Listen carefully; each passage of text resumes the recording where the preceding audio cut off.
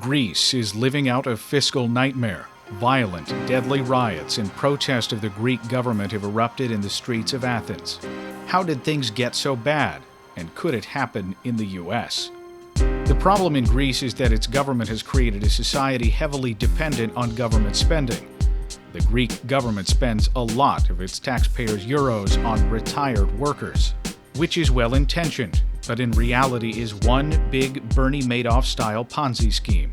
Government making promises it can't hope to keep because Greece's population is aging. So every year there are more and more retirees receiving money from the government, and fewer workers to tax and pay for government spending commitments to those retirees. So the government takes out loans to pay for the rest. As a result, Greece is drowning in a debt that's 115% the size of its entire economy.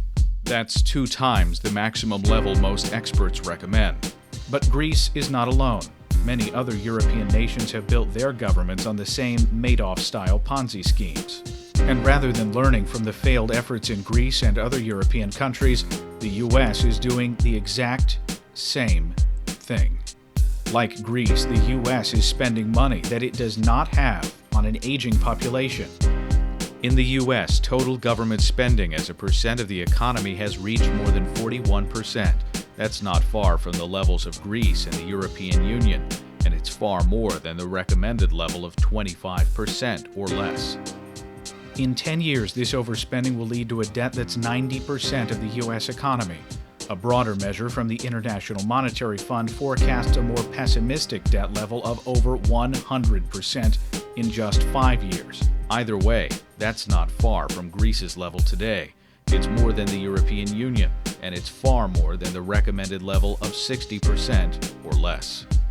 We must cut government spending before our own fiscal nightmare unfolds. It's too late for Greece. It's not too late for us. Sign up now at bankruptingamerica.org.